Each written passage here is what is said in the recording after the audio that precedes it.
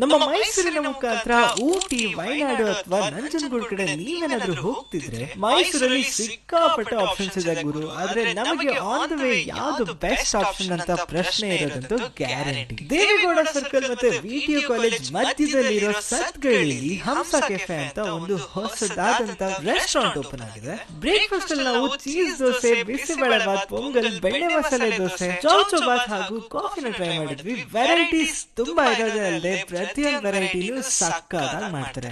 ಇನ್ನು ಊಟದ ಬಗ್ಗೆ ಮಾತಾಡೋದಾದ್ರೆ north Indian style, south Indian style meals available ಇದೆ. ಇಷ್ಟು ಎಲ್ಲಾ ಕಡೆ ಸಿಗುತ್ತಪ್ಪ, ಏನ್ ಸ್ಪೆಷಲ್ ಅಂತ ನೀವು ಯೋಚನೆ ಮಾಡ್ತಿರ್ಬೇಕಾದ್ರೆ ಟಿಪಿಕಲ್ ನಾರ್ತ್ ಕರ್ನಾಟಕ ಸ್ಟೈಲ್ ಜೋಳದ ರೊಟ್ಟಿ ಊಟ ಸಹ ಅವೈಲೇಬಲ್ ಇದೆ. ಕೇವಲ 120 ರೂಪಾಯಿಂದ ಸ್ಟಾರ್ಟ್ ಆಗೋ ಈ ಮೀಲ್ಸ್ ಅಂತೂ ಸಕ್ಕತ್ತಾಗಿತ್ತು. ಮಶ್ರೂಮ್ ಕಬಾಬ್ ಮತ್ತೆ ತವಾ ಕಡಾಯಿ ಮಶ್ರೂಮ್ ಅಂತೂ ಮಸ್ಟ್ ಟ್ರೈ ಅಂತಾನೆ ಹೇಳ್ತೀವಿ. ಬೆಳಿಗ್ಗೆ 6 ರಿಂದ ನೈಟ್ 11 ಗಂಟೆ ತನಕ ತೆಗ್ದಿರೋ ಈ ರೆಸ್ಟೋರೆಂಟ್ಗೆ ಗೂಗಲ್ ಅಲ್ಲಂತೂ ಸಖತ್ ಒಳ್ಳೆ ರೇಟಿಂಗ್ಸ್ ಇದೆ. ನೀವು ಈ ಕಡೆ ಯಾರಾದ್ರೂ ಟ್ರಾವೆಲ್ ಮಾಡ್ತಿದ್ರೆ ಈ ರೆಸ್ಟೋರೆಂಟ್ ನ ಚೆಕ್ಔಟ್ ಮಾಡೋದು ಮರಿಬೇಡಿ ಅಂತ ಹೇಳ್ತಾ, ಇದೇ ತರ ಅಮೇಜಿಂಗ್ ವಿಡಿಯೋಸ್ಗಾಗಿ ಫುಡಿ ಪ್ಯಾನ್ ನಮ್ಮ ಮೈಸೂರಿನ ಮುಖಾಂತರ